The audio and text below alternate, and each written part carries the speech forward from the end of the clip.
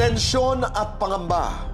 Yan ang mga nararamdaman ng mga anak na naulila na nga sa ama.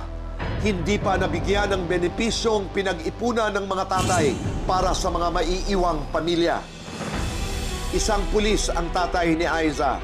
Nang magretiro noong 2016, agad nilang inasikaso ang kanyang pensyon. Agad din nila itong nakuha kaya't kahit wala na sa serbisyo, may pumapasok pa ring pera para matustusan ang pangangailangan ng mga magulang ni Aiza.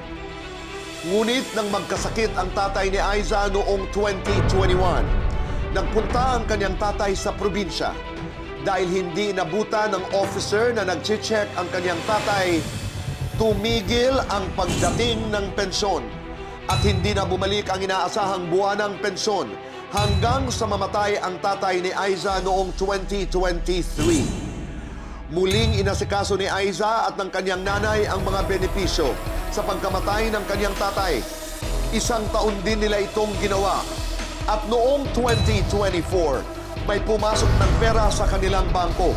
Ang problema, na-hold ito.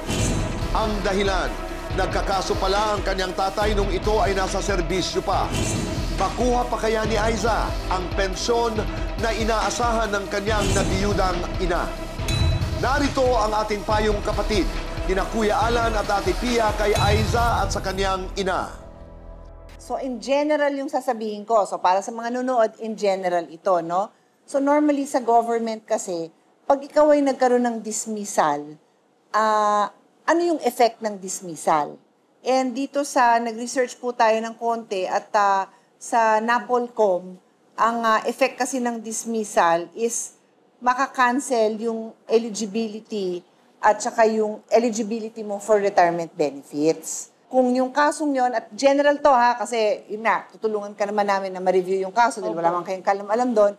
But in general, pag na-dismiss ka, yung dapat na benefits na makuha, hindi na makukuha. And that is why, nung time kasi na gamitin natin yung example ng tatay mo, at the time na nag-retire siya, wala pang final decision. Kung may pending ka na kaso, dahil pending pa at nag-retire ka, ibibigay naman. Opo. Pero pag nagka-final decision at sinabing, ay, napawalang visa yung kinaso sa'yo, no problem, tuloy-tuloy na yon. Pero pag sinabing, ang finding is guilty, may dismissal talaga, kahit nakatanggap na, hindi na pwedeng tanggapin. Pero hindi ko alam yung kaso mo nga, kasi hindi pa namin naaral, no? So, wag niyong ituring na interpretation namin ito dun sa kaso.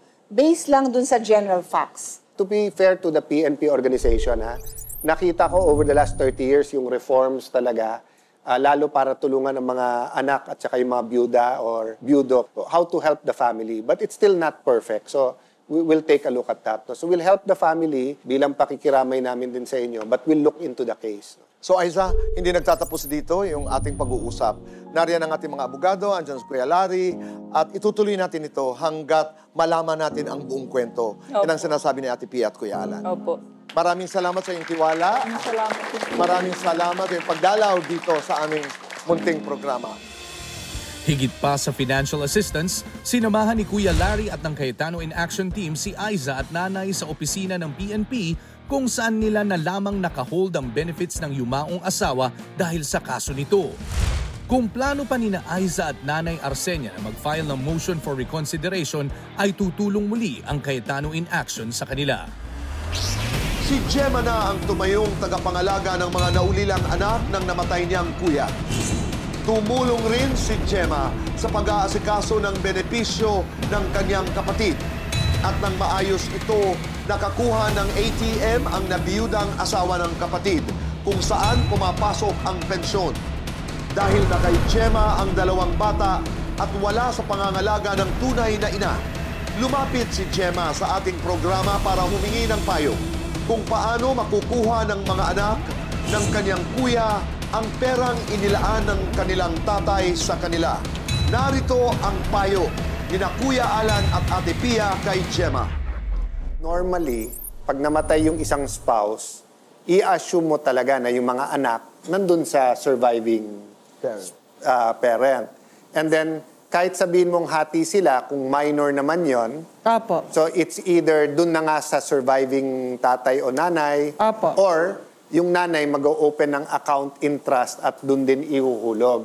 To be fair sa SSS, parang logical naman to assume na kung namatay yung tatay, ito yung pension sa nanay who's also a dependent and also a beneficiary, and then nakalista naman yan sa SSS, tapos yung dalawang anak. Opo. So hanggang doon, walang problema.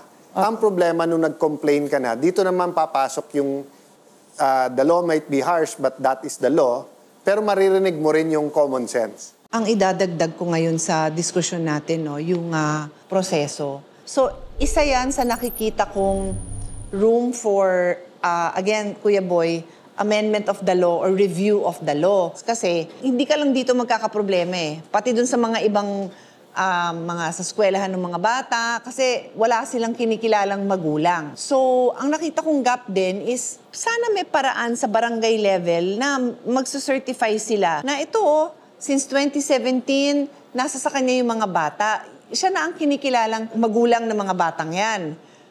Kasi para pumunta pa siya sa korte. So sana may way, Al. Kasi in the same way na yung batas na ginawa ko, yung administrative adoption, hindi ka napupunta sa korte para mag-ampo ng bata. May proseso pa rin, metikuloso pa rin. So sana sa barangay level, may proseso din na kung wala na mga angal at ipapatunayan ng lahat ng kapitbahay mo, ng barangay captain, na ikaw naman ang aalaga nun, dapat proof na rin yan sa SSS. So, yung sitwasyon mo, parang nabibigyan din ako ng inspirasyon na kalkalin yung mga batas na yan para mapadali din yung buhay nyo. Kasi makatulong man kami sa'yo at kami natutuwang makatulong sa'yo, ang daming katulad mo na pabalik-balik na lang parate. And hindi ko naman din basta-basta masisi yung SSS kasi batas din yung sinusundan nila. Babalikan natin yung kaso mo and hopefully nga, we will have positive answers, not only for yung dalawa mong pamangkin, but then we can have a recap, Kuya Boy, dun sa mga nanonood, kung similar yung sitwasyon nyo. Siguro tatanong din namin sa SSS, pag medyo nga ganyan na yung sitwasyon, meron bang hotline o meron specific person sa opisina na pwedeng takbuhan? Gemma, maraming salamat. Maraming salamat. Sasalubungin ka ni Kuya Larry, ating staff, para tuloy-tuloy ang pagtulong ng ating programa. Ang 3 taong pag-aasikaso ni Gemma ng benefits ng kanyang pamangkin ay sisimulan ng imbestigahan ng SSS. At kapag napatunayang may iba ng kinakasama ang nabiyuda ng kanyang kapatid, iipunin ng lahat ng nakuha nitong pensyon at ibibigay na sa mga bata. Mga di matatawarang tao ang pinasalamatan ni Ate Pia.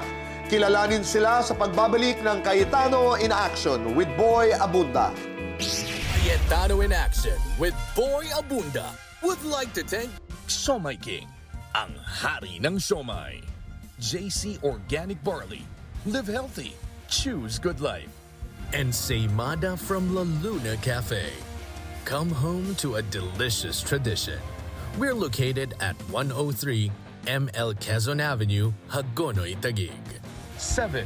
Visit at B6, Bonifacio High Street, BGC, Taguig.